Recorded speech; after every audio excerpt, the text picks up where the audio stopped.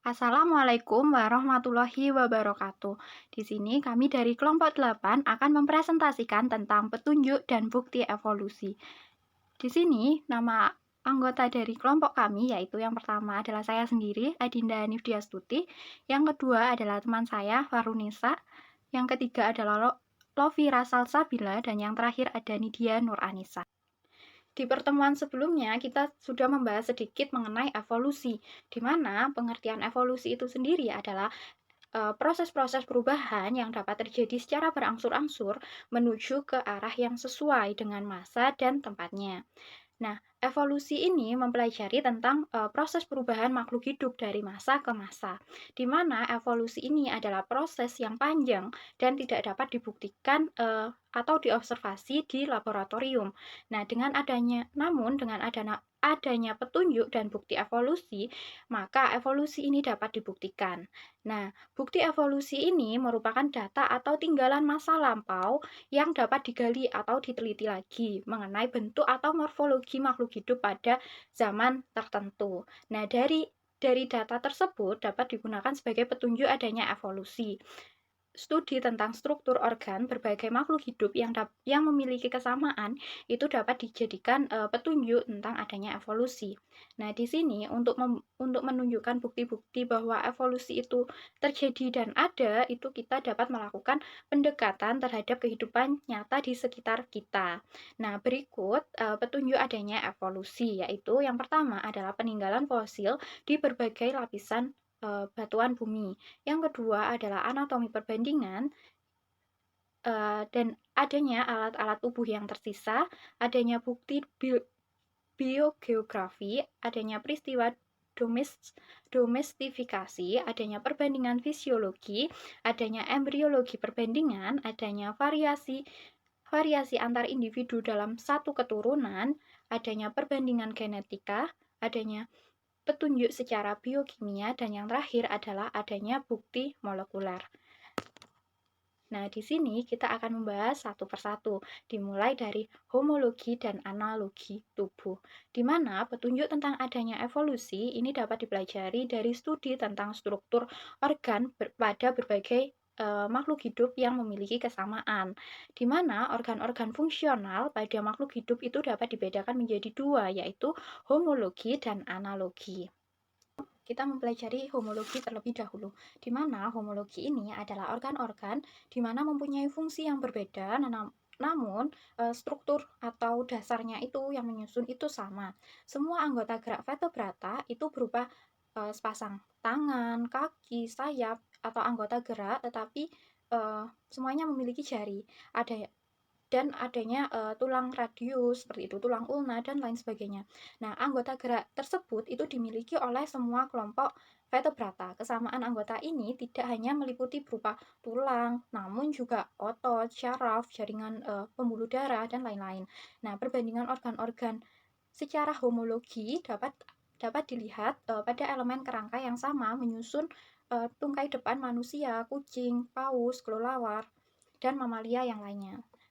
Nah, pada gambar ini memiliki struktur yang sama, di mana pada gambar berwarna ungu-ungu ini itu disebut dengan masing-masing memiliki satu tulang besar yang berwarna ungu-ungu itu.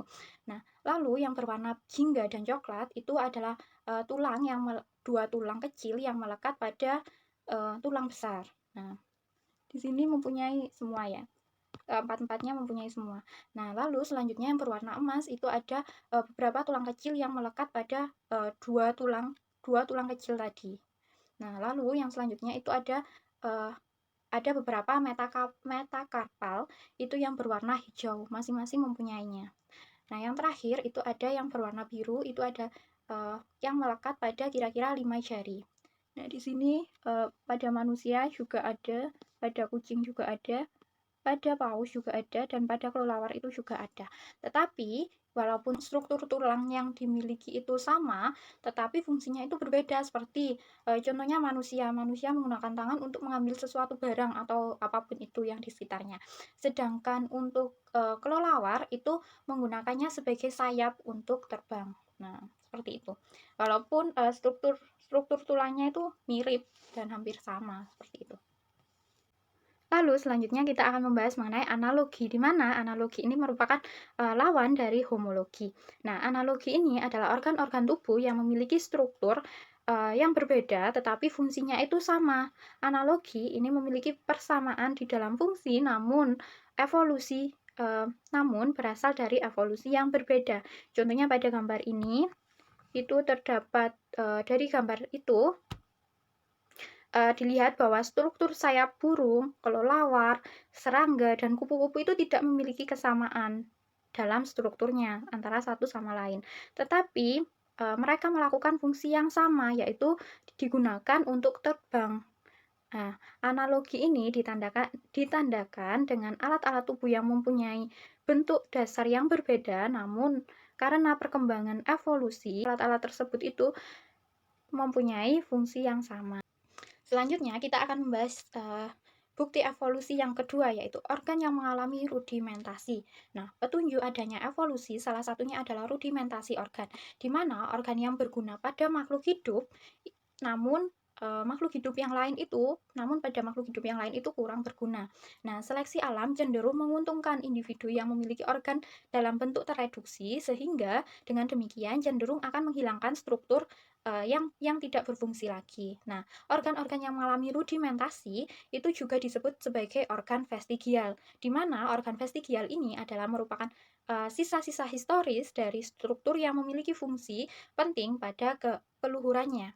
Nah, organ vestigial ini adalah bukti evolusi melalui seleksi alam. Pada morfologi beberapa hewan vertebrata dan manusia itu dapat ditemukan adanya struktur vestigial, yaitu suatu bentuk anatomi yang berkembang dan berfungsi sempurna dan akan tereduksi. Nah, organ yang mengalami rudimentasi itu hakikatnya sudah tidak berguna lagi, namun masih dijumpai pada tubuh organisme tersebut. Nah, data fosil yang cukup lengkap untuk dapat mendeskripsikan evolusi yang terjadi pada suatu hewan, yaitu kuda. Deskripsi evolusi kuda pada ahli menggunakan metode pendekatan dengan membandingkan perubahan struktur dari makhluk hidup yang paling erat kaitannya dengan makhluk hidup sasarannya. Nah, di sini itu terdapat beberapa evolusi kuda, di mana ada 5 tahapan evolusi kuda. Yang pertama itu adalah tahapan Eohippus, di mana Eohippus ini terjadi 50 juta tahun yang lalu, di mana ini merupakan fosil paling primitif yang mempunyai ciri-ciri berdasarkan rangkanya itu memiliki tinggi hanya sekitar 30 cm, dan fosil struktur gigi diperoleh bahwa Eohippus itu adalah makhluk pemakan semak belukar. Giginya itu berjumlah 22 pasang dengan gigi rahang yang terspesialisasi untuk menggiling makanan. Dengan ukuran tubuh yang pendek itu akan memudahkannya untuk menyelinap di semak belukar. Nah, pada masa berikutnya itu baru terjadi perubahan yang drastis pada bumi. Nah, akibat dari perubahan tersebut, maka jumlah vegetasi sangat berkurang hingga timbullah padang rumput yang sangat luas, di mana perubahan demikian menyebabkan banyak kematian, baik pemakan tumbuh-tumbuhan maupun pemakan daging. Nah, nenek moyang kuda yang sebelumnya sangat sukses juga mengalami tantangan yang sama. Hanya karena keanekaragaman genetiknya yang tinggi itu dapat menyelamatkan jenis kuda ini dari kepunahan. Nah, di sini tahap selanjutnya itu adalah tahap kedua dari evolusi kuda ini adalah Mesohippus yang terjadi sekitar 35 juta tahun yang lalu. Tahap ketiga dari evolusi kuda ini adalah Merychippus, di mana terjadi sekitar 10 juta tahun yang lalu. Tahap keempat dari evolusi kuda itu adalah Piohippus yang terjadi sekitar 5 juta tahun yang lalu. Dan yang terakhir atau kuda saat ini itu yaitu disebut Equus, di mana susunannya seperti ini. Jadi kuda itu mulai dari kecil sekali hingga saat ini kuda itu besar, seperti itu. Nah, ada beberapa alasan penyempurnaan organ pada kuda ini, dimulai dari zaman Eohippus sampai ke zaman Equus, di mana ada perubahan pertambahan ukuran tubuh. Nah, ukuran tubuh kuda itu bertambah mulai dari sebesar kancil hingga sebesar kuda yang sekarang. Akan mengurangi di sini penambahan besar ukuran kuda itu akan mengurangi jumlah predator yang dapat memangsanya. Nah, lalu yang kedua itu ada pemanjangan kaki yang menyebabkan langkah kaki menjadi lebih panjang dan lebih gesit. Lalu yang ketiga itu ada reduksi jari-jari lateral dan tulang telapak untuk mengurangi terjadinya kecelakaan. Misalnya pada saat waktu berlari itu terkilir. Nah, itu untuk mengurangi terjadinya terkilir tersebut. Nah, lalu yang selanjutnya ada perubahan dari segi giginya yang dari gigi yang tetap menjadi gigi yang dapat tumbuh, di mana giginya itu menjadi lebih lebar dan bermahkota email yang cukup tebal ya, untuk menggigit dan mengunyah rumput. Hal ini dikarenakan rumput itu mengandung kadar silikat yang tinggi.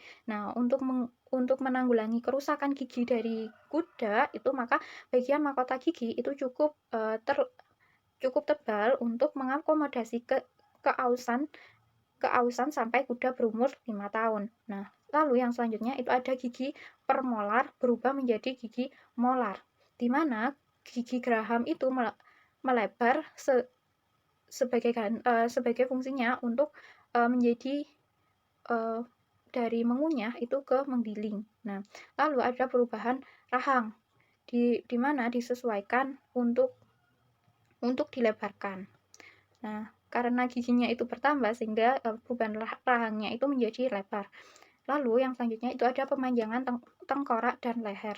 Nah, untuk menambah efisiensi pertukaran oksigen dan mengurangi gesekan udara waktu berlari. Nah, lalu yang selanjutnya itu ada pemanjangan moncong.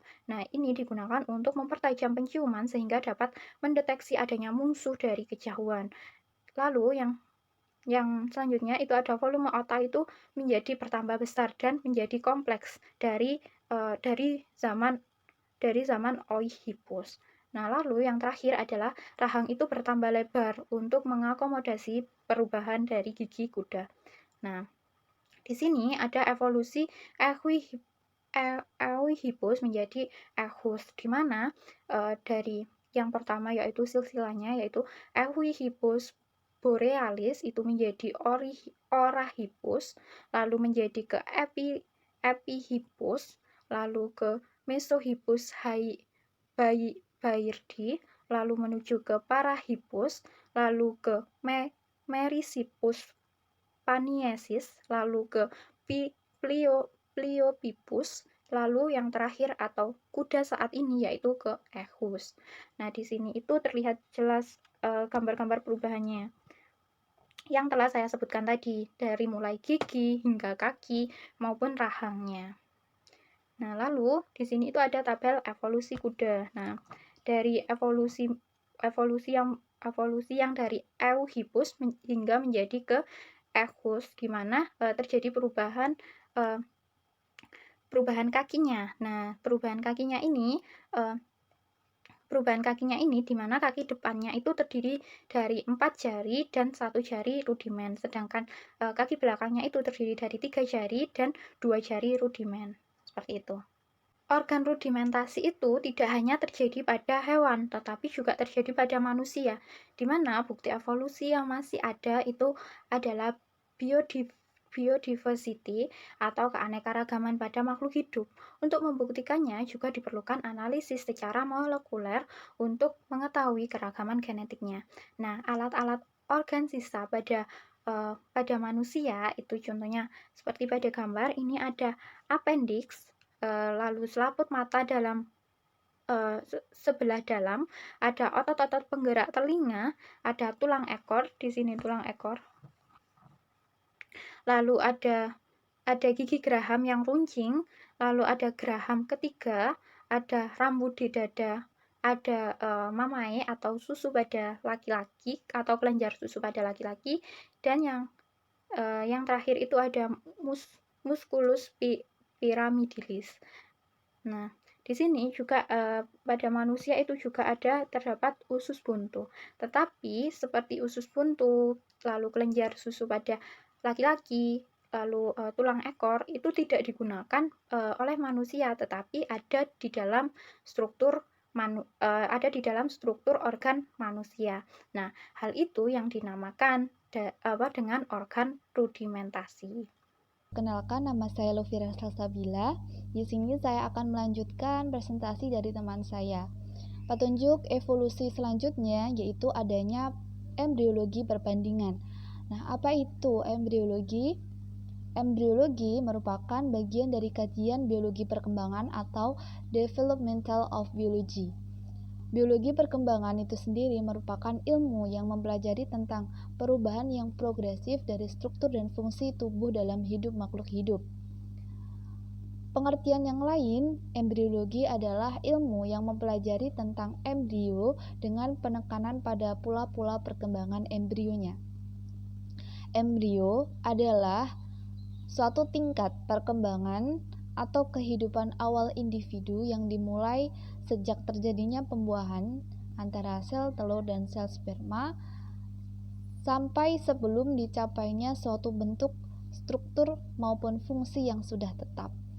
Nah, bidang embriologi yang mempelajari persamaan dan perbedaan struktur embrio dari spesies klasis yang berbeda yang umurnya sama itu disebut sebagai embriologi perbandingan atau comparative embryology. Nah, ada beberapa ahli yang berpendapat mengenai perkembangan embrio. Salah satunya yaitu von Baer dari Jerman. Ia menyatakan bahwa yang pertama, sifat-sifat yang umum muncul sebelum sifat-sifat yang khusus. Kedua, perkembangan juga dimulai dari yang umum, kemudian kurang umum, lalu baru menuju perkembangan yang khusus.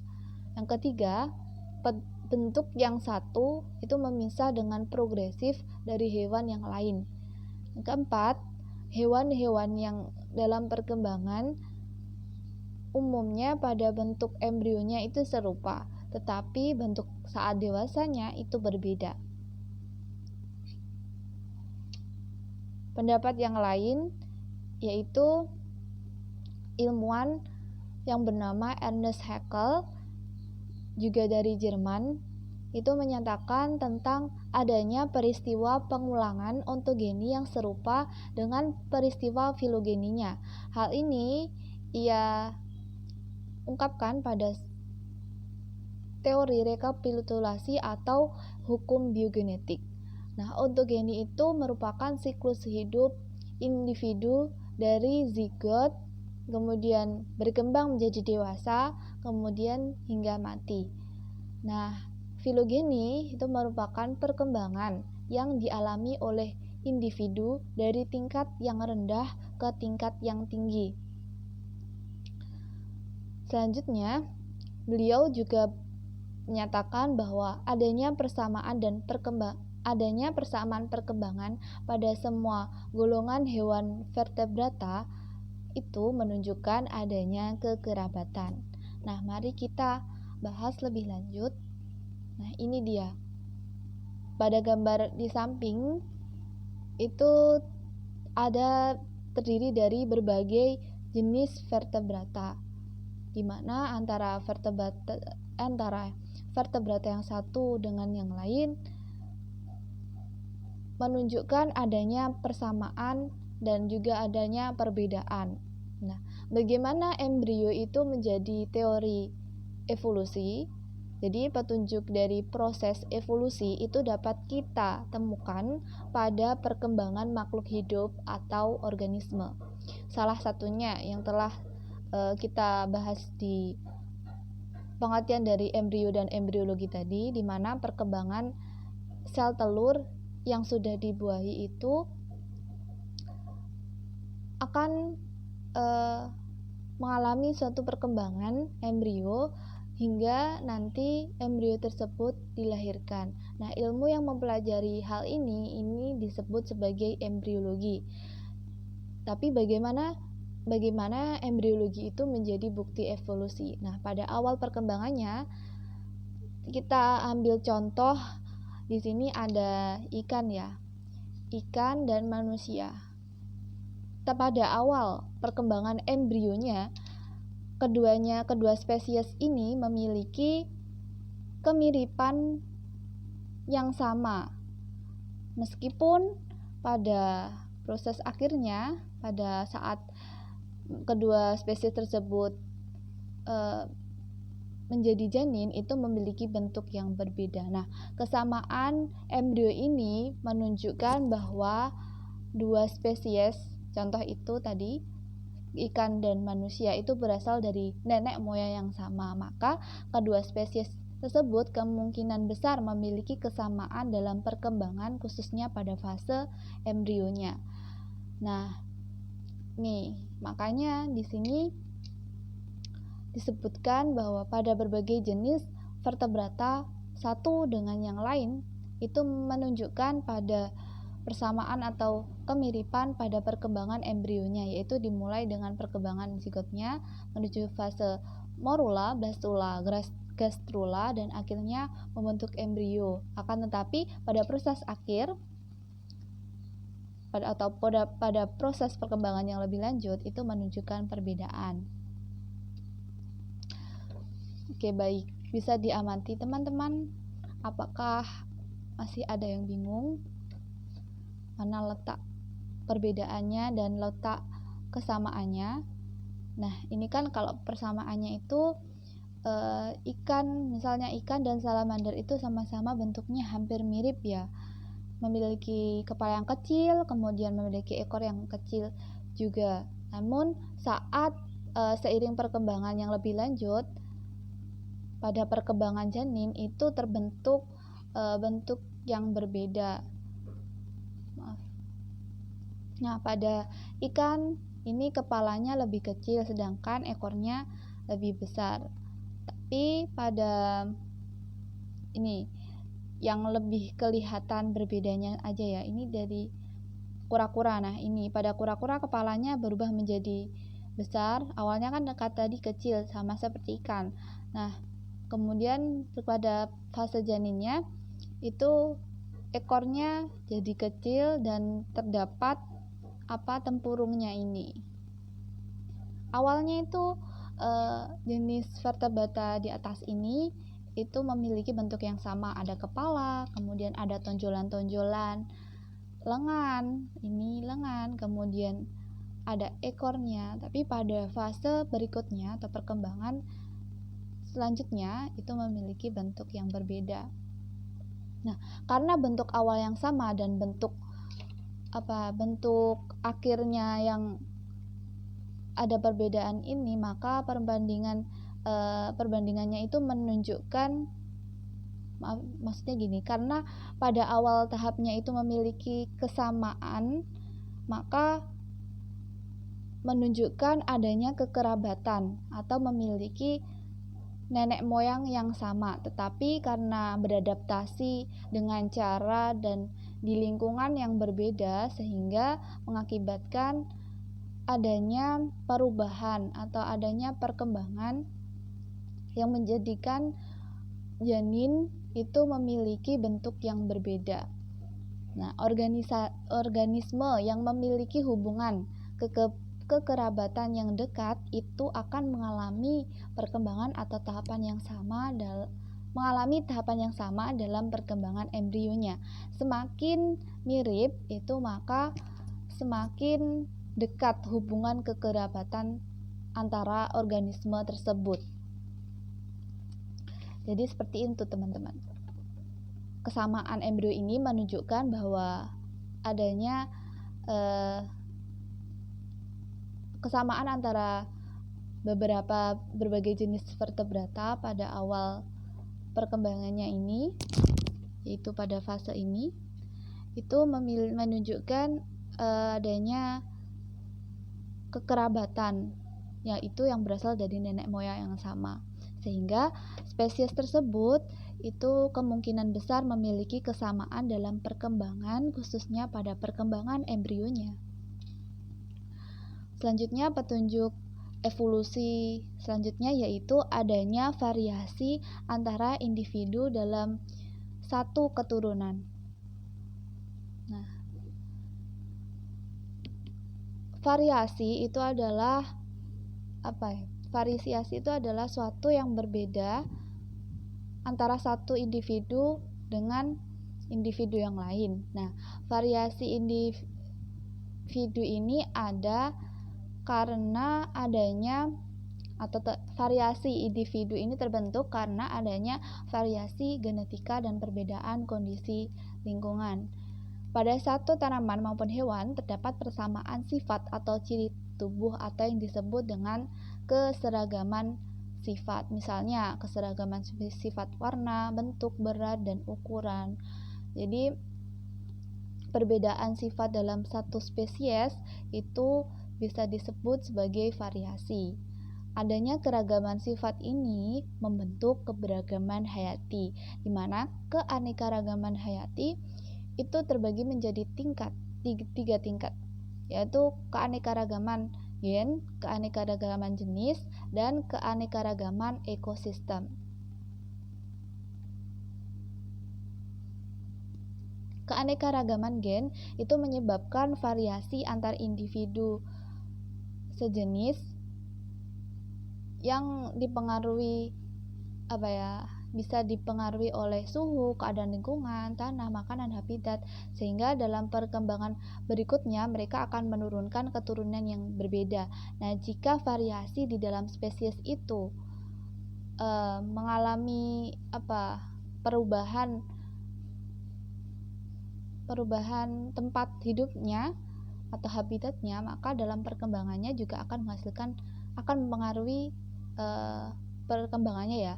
Maka dalam perkembangannya itu akan menghasilkan variasi yang berbeda. Adanya variasi ini merupakan petunjuk adanya evolusi sehingga mengarah terbentuknya spesies-spesies yang baru. Kita dapat lihat di sini ada keanekaragaman hayati dari ayam, yaitu ini keanekaragaman gen ya. Ini terdiri dari satu spesies, tapi mereka memiliki fenotip yang berbeda-beda.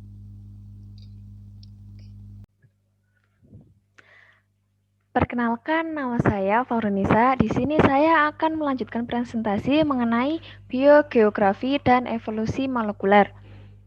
Nah, yang pertama kita akan membahas mengenai biogeografi. Nah, biogeografi merupakan ilmu yang mempelajari distribusi geografi tanaman maupun hewan. Biogeografi memperlihatkan bahwa suatu spesies baru muncul pada satu tempat dan kemudian menyebar menuju keluar dari titik atau tempat asal. Beberapa spesies kemudian menjadi lebih luas distribusinya, tetapi mereka tidak dapat melewati barir-barir alami yang terpisah daerah biogeografis yang besar. Oleh karena itu, meskipun lingkungan hidup sesungguhnya identik pada daerah biogeografis berbeda, jarang ditempati oleh spesies yang sama. Darwin dan HMS Beckel menemukan bahwa spesies tanaman dan hewan tidak berdistribusi jauh dari habitat yang potensial. Buktinya, setiap daerah geografi besar di dunia mempunyai karakteristik kelompok tanaman dan hewan. Sebagai contohnya, di Australia, semacam kanguru atau marsupial mempunyai kantong yang berperan sebagai tempat menyusui dan melindungi anaknya. Pada daerah biogeografi yang lain, kanguru atau marsupial hampir tidak ditemukan. Selanjutnya, catatan fosil setiap daerah menampilkan suatu garis evolusioner kejadian-kejadian biologis yang terpisah dari semua daerah-daerah lain. Dengan setiap garis evolusioner, banyak fosil-fosil yang telah ditemukan dapat dibentuk atau disusun suatu spesies yang pernah hidup pada daerah tertentu. Nah, bukti observasi memperkuat adanya seleksi alam berlaku karena kekuatan lingkungan yang besar, sehingga muncul spesies baru yang dapat hidup beradaptasi dengan kondisi topografinya maupun kondisi iklim di sekelilingnya. Bukti ini dikemukakan oleh Darwin ketika menemukan spesies pada pulau tertentu terhalang untuk berhubungan dengan spesies terdekat yang hidup sedaratan. Yang berhubungan dengan spesies pada pulau-pulau yang terdekat. dan spesies sepulau umumnya berhubungan dengan spesies yang terdekat di daratan. Seperti itu maksudnya. Sebaliknya, tidak ada bukti yang mendukung keberadaan kelompok island spesies atau spesies yang hanya ada pulau-pulau tertentu. Dengan karakteristik tertentu ditemukan dalam habitat pulau lain kemanapun kita mengelilingi dunia.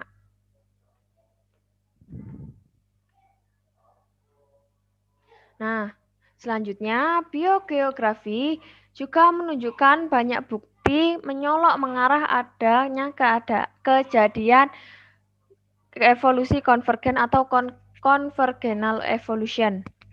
Organisme-organisme pada kenyataannya mempunyai biogeografi yang berbeda-beda. Meskipun diturunkan dari keturunan nenek moyang yang sangat berbeda, memiliki kesamaan proses adaptasi pada habitat-habitat khusus. Sebagai contohnya yaitu tanaman kaktus. Tanaman kaktus ditemukan di gurun pasir sebelah tenggara Amerika Utara dan di gurun pasir Andes, tetapi tidak ada dimanapun di tempat lain. Di samping itu, habitat-habitat kering dan tandus di Afrika ditempati oleh sekelompok tanaman dari familia Euphorbiaceae. Contoh-contoh ini memperjelas teori kekuatan seleksi alam, di mana terbentuk ciri-ciri atau bentuk-bentuk yang sangat sama oleh karena adanya adaptasi pada lingkungan yang sama. Dua tempat memiliki iklim yang sama, belum tentu memiliki keadaan flora dan fauna yang sama. Contohnya yaitu pada Kepulauan Galapagos dan Kepulauan Cape Verde. Nah, di Kepulauan Galapagos dan Kepulauan Cape Verde ini mempunyai iklim yang sama, tetapi flora dan faunanya yang berbeda. Flora dan fauna di Kepulauan Galapagos hampir sama dengan flora dan fauna yang terdapat di Amerika Selatan.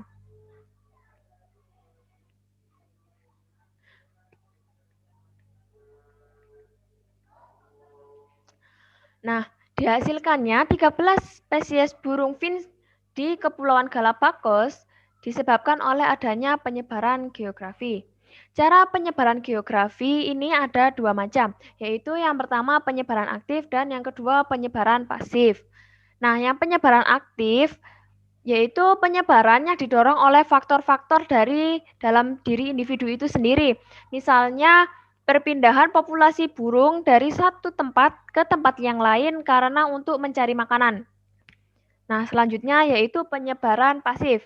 Penyebaran pasif yaitu penyebaran yang disebabkan oleh faktor-faktor lain, misalkan penyebaran buah kelapa oleh air. Nah, dalam melakukan penyebaran itu, banyak rintangan yang tidak dapat diterobos atau dilalui. Jika dapat diterobos lingkungan, yang baru ini tidak memenuhi persyaratan bagi hidupnya. Oleh karena itu, baik penyebaran aktif maupun penyebaran pasif tidak selalu berakibat perluasan daerah. Terdapat beberapa prinsip yang digunakan untuk menjelaskan penyebaran organisme yang khusus. Yang pertama yaitu evolusi, yang kedua perubahan iklim, dan yang ketiga daratan. Yang pertama evolusi. Proses pemisahan benua menyebabkan terpisahnya flora dan fauna saat itu. Sebagai contohnya, para ahli paleontologi telah menemukan fosil reptilia masa Trias di Ghana, Afrika Barat, yang sama persis dengan yang ditemukan di Brasil. Kedua bagian dunia ini sekarang dipisahkan oleh lautan sepanjang 3.000 km. Yang mana merupakan daratan yang menyatu selama awal zaman Mesozoikum. Pergeseran benua juga menjelaskan banyak mengenai penyebaran organisme saat ini, seperti mengapa fauna dan flora di Australia jauh berbeda dengan flora dan fauna yang berasal di bagian dunia yang lain. Kemudian yang kedua yaitu perubahan iklim. Iklim merupakan faktor utama yang menentukan tipe tanah maupun spesies tumbuhan yang tumbuh di daerah tersebut. Sebaliknya, jika tumbuhan yang ada menentukan jenis hewan dan mikroorganisme yang akan menghuni daerah tersebut. Suhu dan kelembapan udara berpengaruh terhadap proses perkembangan fisik flora dan fauna, sedangkan sinar matahari sangat dibutuhkan oleh tanaman untuk fotosintesis dan metabolisme tubuh bagi beberapa jenis hewan. Angin sangat berperan dalam proses penyerbukan atau bahkan menerbangkan beberapa biji-bijian sehingga mempengaruhi langsung terhadap persebaran flora. Kondisi iklim yang berbeda menyebabkan flora dan fauna berbeda pula. Di daerah tropis sangat kaya akan keanekaragaman flora dan fauna, karena pada daerah ini cukup mendapatkan sinar matahari dan hujan. Keadaan ini berbeda sekali dengan keadaan di daerah gurun. Daerah gurun beriklim kering dan panas. Curah hujan sangat sedikit menyebabkan daerah ini sangat minim jenis flora dan faunanya. Flora dan fauna yang hidup di daerah gurun mempunyai daya adaptasi yang khusus agar mampu hidup di daerah tersebut. Selanjutnya yang ketiga yaitu daratan. Pola distribusi hewan dan tumbuhan sangat dipengaruhi oleh kondisi benua di masa lampau. Nah, materi selanjutnya yaitu evolusi molekuler.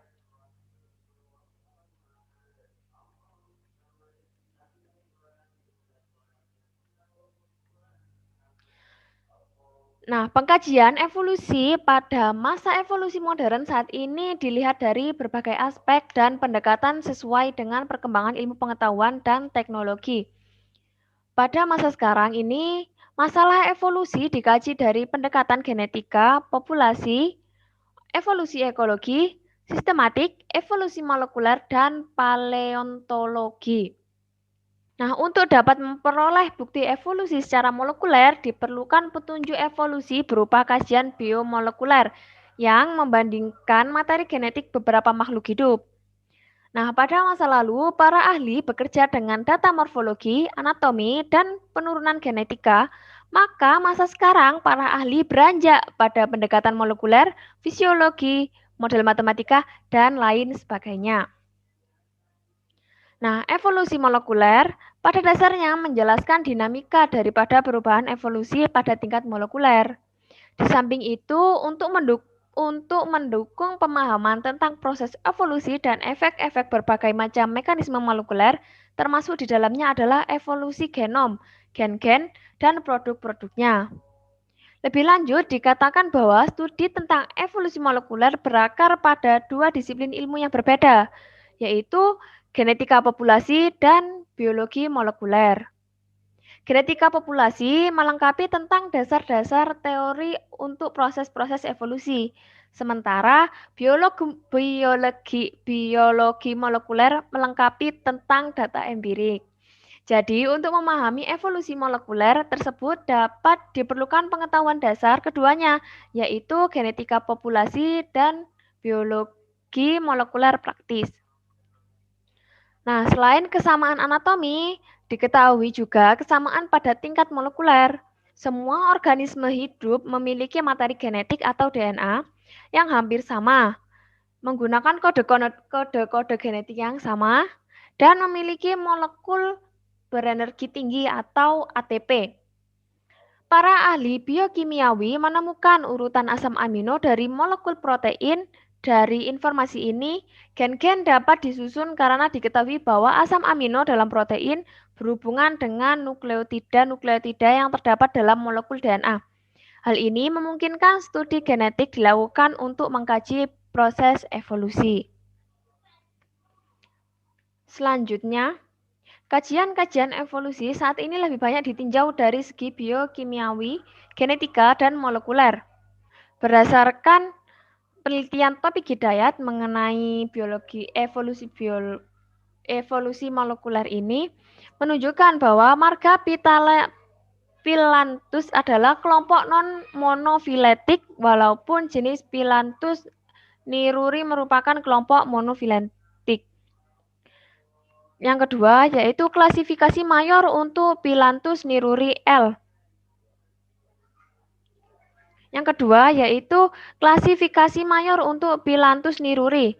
Pada tingkat DNA tidak mendukung sistem klasifikasi mayor sebelumnya.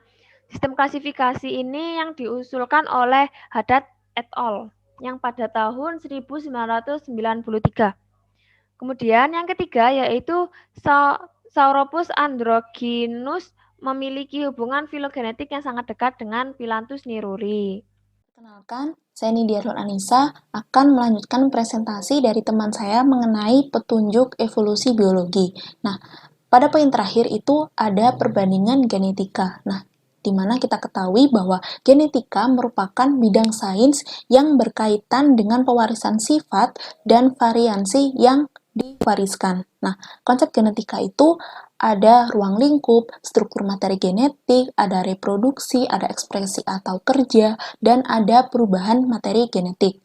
Nah, genetika itu memiliki dua teori, yaitu teori percampuran dan teori Mendel. Nah, teori percampuran mengatakan bahwa hasil keturunan itu memiliki keseragaman. Nah, sedangkan pada teori Mendel itu mengatakan bahwa hasil keturunan itu memiliki keberagaman. Nah, sebelumnya kita harus mengetahui apa itu evolusi. Nah, evolusi itu merupakan ilmu yang membahas tentang perubahan dalam komposisi genetik suatu populasi dari generasi ke generasi. Nah, dari situ kita mengetahui bahwa teori Mendel itu memberi peluang terjadinya evolusi biologi bagi makhluk hidup karena adanya keberagaman tersebut. Seperti itu. Nah, yang selanjutnya adalah bukti evolusi. Nah, bukti evolusi itu ada dua kategori, yaitu yang pertama fosil dan yang kedua keanekaragaman hayati. Nah, sekarang kita akan membahas tentang fosil. Fosil merupakan sisa makhluk hidup yang tertimbun oleh pasir, tanah, batuan, yang sehingga dengan tertimbunnya tersebut itu menjadi terawetkan dalam suatu endapan batuan. Nah, yang dinamakan dengan fosil adalah yang sudah tertimbun dalam ribuan hingga jutaan tahun yang lalu. Jadi kalau semisal masih 2 minggu, terus masih 1 tahun, 2 tahun itu belum dinamakan dengan fosil. Nah, bagaimana ciri-ciri menunjukkan bahwa sisa makhluk hidup tersebut fosil, yang yaitu dilihat dari warna. Warnanya akan cenderung lebih gelap dari yang aslinya. Nah, hal itu bisa terjadi karena adanya pergantian senyawa organik dalam sisa makhluk hidup dengan mineral yang berada di sekitar pengendapannya itu. Nah, kemudian terdapat tiga tokoh yang mengemukakan tentang adanya hubungan antara fosil dengan evolusi. Yang pertama yaitu Leonardo da Vinci, yang kedua adalah George Cuvier, dan yang ketiga adalah Darwin. Untuk Leonardo da Vinci ini adalah tokoh yang pertama kali mengemukakan bahwa antara fosil yang ditemukan dengan evolusi ini memiliki keterkaitan. Leonardo da Vinci mengatakan bahwa fosil merupakan salah satu bukti keberadaan makhluk hidup di masa lampau, seperti itu. Nah, kemudian kalau George Cuvier ini mengatakan beliau adalah seorang ahli ilmuwan dalam bidang perbandingan. Nah, beliau mengatakan bahwa fosil yang ada di lapisan bumi ini memiliki karakteristik yang sama dengan kehidupan saat ini, seperti itu. Nah, untuk teori Darwin sendiri ini tidak jauh berbeda dengan teori yang dikemukakan oleh George. Itu beliau mengatakan bahwa di lapisan bumi ini terdapat fosil atau sisa makhluk hidup yang tertimbun. Nah, di mana fosil-fosil yang ditemukan itu sama dengan kehidupan saat ini, akan tetapi jarang fosil itu ditemukan dalam keadaan utuh. Nah, fosil-fosil yang ditemukan itu kebanyakan itu sudah rusak seperti itu. Nah, sudah tidak utuh lagi. Semisal hanya tengkoraknya saja atau hanya tangannya saja. Hal ini karena pengaruh dari sedimentasi tersebut. Nah, misalnya karena air, angin, atau bakteri pembusuk yang mempengaruhi terjadinya seperti itu. Nah, kemudian terdapat penelitian itu tentang fosil primata yang sangat menjadi fokus peneliti-peneliti untuk mengetahui hubungan antara fosil dan evolusi. Nah, primata itu ada dua golongan. Yang pertama yaitu prosimias dan yang kedua adalah anthropoids. Nah, di gambar ini kita ketahui yang prosimias itu yang ini. Nah, sedangkan yaitu ada lemur, ada leris, dan ada tarsiar. Nah, untuk yang golongan anthropoids yaitu yang selain lemur, leri sama tarsier ini, yaitu ada monkey, ada gibbon, ada orang utan, ada gorila, ada simpanse, dan ada manusia. Kemudian para tokoh-tokoh tersebut itu membandingkan antara kelompok primata primitif dengan primata modern untuk mengetahui hubungan evolusi yang ada dengan bukti-bukti fosil tersebut. Nah, yang pertama yaitu primata primitif, di sini digambarkan dengan gorila skeleton, dan primata modern, di sini ada manusia. Nah, terdapat 4 kategori yang dibandingkan, yaitu yang pertama yaitu adalah tengkorak. Nah, ini tengkorak. Nah, para tokoh melihat bahwa adanya perbedaan antara tengkorak yang dimiliki oleh gorila dengan tengkorak yang dimiliki oleh manusia. Nah, yaitu tengkorak dari gorila ini memiliki bentuk tengkorak itu yang memanjang dengan rahang ini yang besar. Nah, berbeda dengan manusia atau primata modern ini memiliki tengkorak yang kecil. Nah, kemudian rahangnya itu juga kecil. Kemudian yang selanjutnya, selain perbedaan itu ada tangan dan kaki. Nih ya. Nah, perbedaannya itu di mana? Nah, kuku yang dimiliki oleh tangan dan kaki gorila ini sangat tajam. Nah, sedangkan kuku yang ada di primata modern atau manusia ini, kukunya ini tidak tajam atau tumpul. Ya, jadi perbedaannya di situ ya.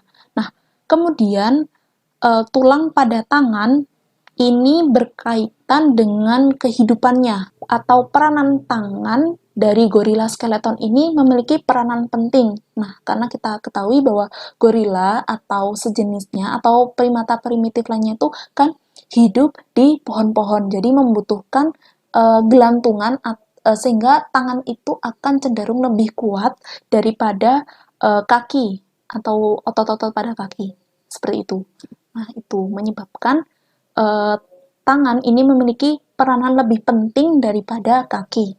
Nah, berbeda dengan primata modern atau manusia, di mana kaki ini adalah bagian tubuh yang memiliki untuk penunjang kehidupan. Jadi, otot pada kaki akan lebih kuat dibandingkan dengan otot pada tangan. Seperti itu.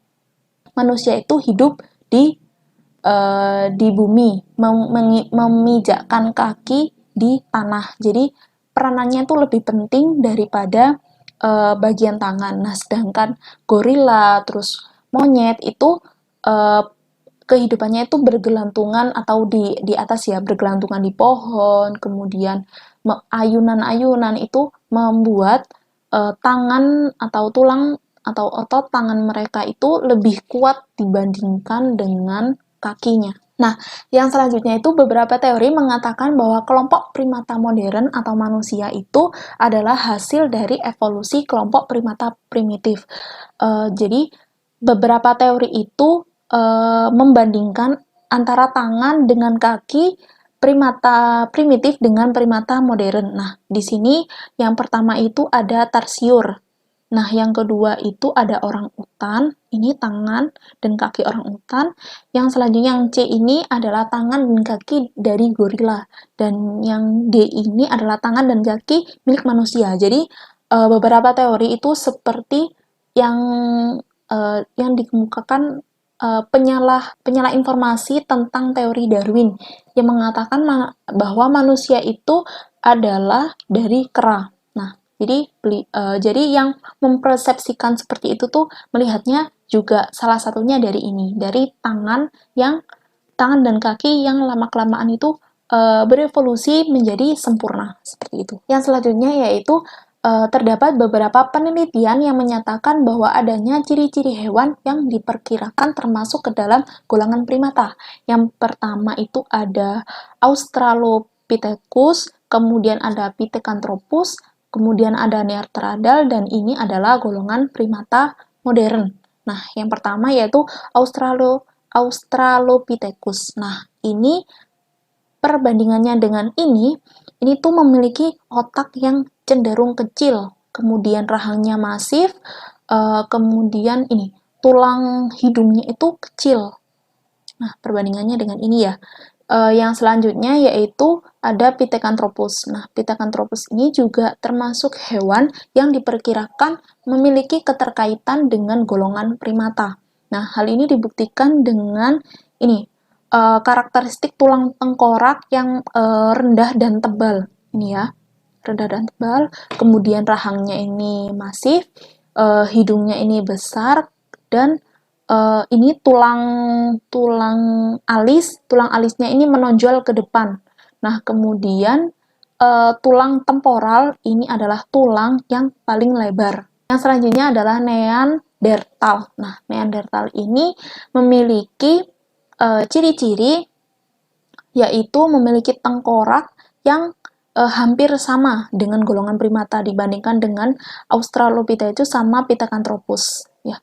Terus tulang hidungnya ini besar, kemudian rahangnya ini masif, kemudian ini tulang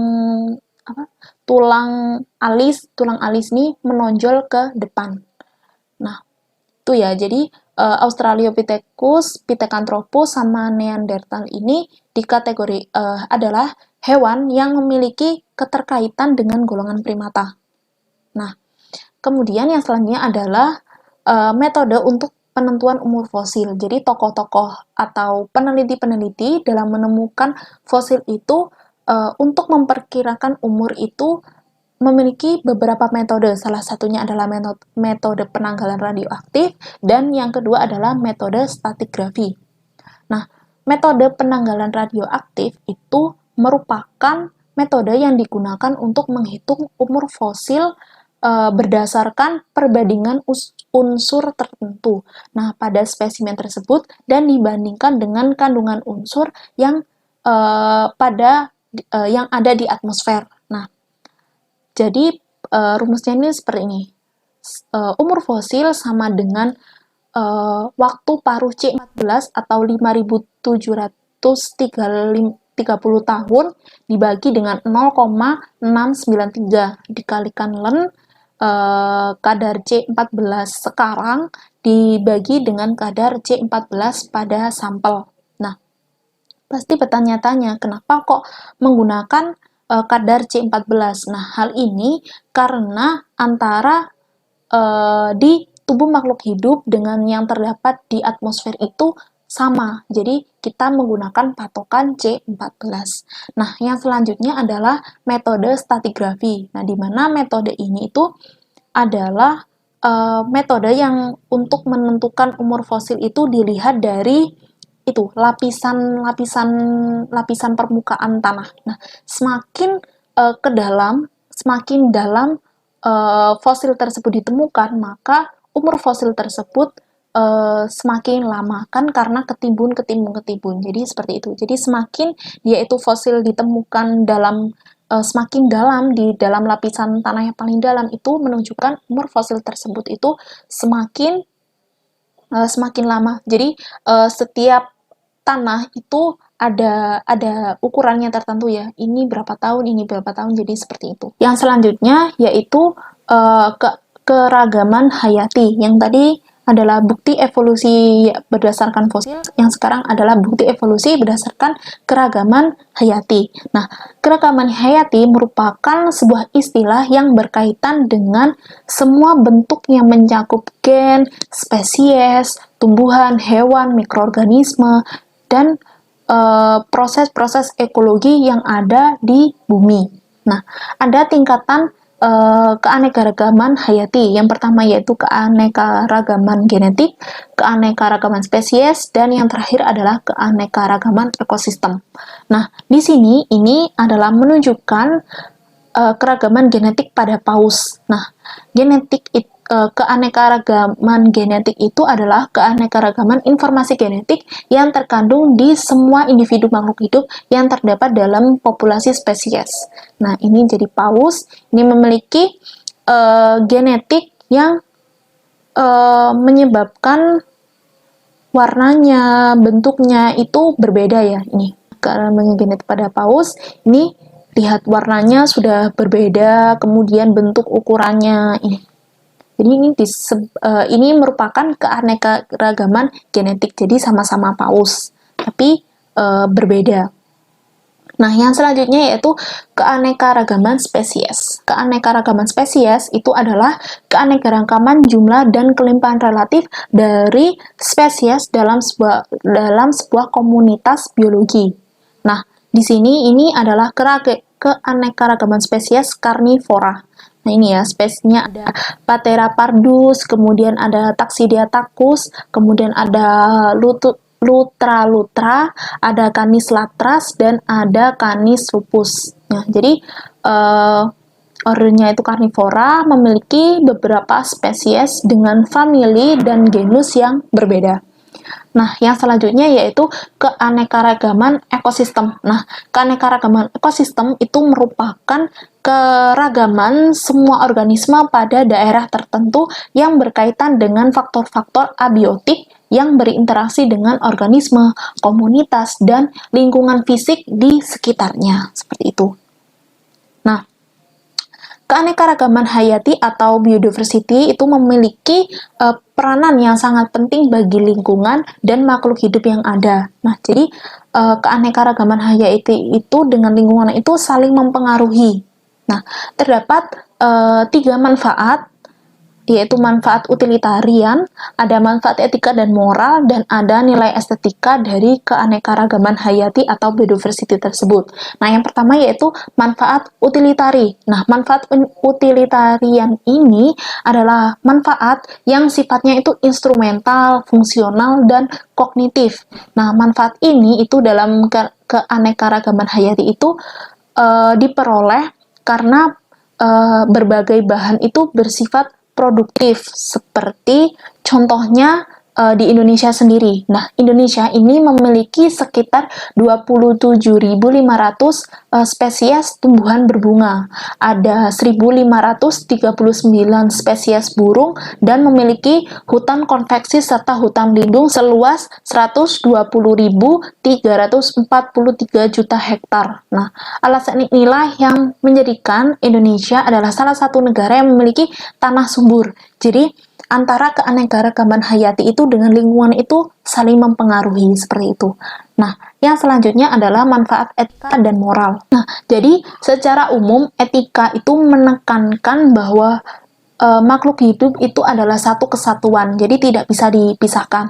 Semisal lingkungannya rusak atau keanekaragaman hayatinya rusak, maka manusia itu juga akan berpengaruh. Nah, seperti yang kita tahu ya, kalau misal kita merusak hutan, maka dampaknya juga kembali ke manusia itu sendiri yang merusak. Jadi, manusia itu adalah bagian dari alam. Jadi, memiliki keterkaitan yang harus sama-sama dijaga. Nah, yang selanjutnya yaitu keanekaragaman hayati memiliki nilai estetika. Nah, keanekaragaman hayati itu akan memiliki nilai estetika berupa seni dan keindahan karena memiliki hubungan dan keterkaitan antara satu dengan yang lainnya.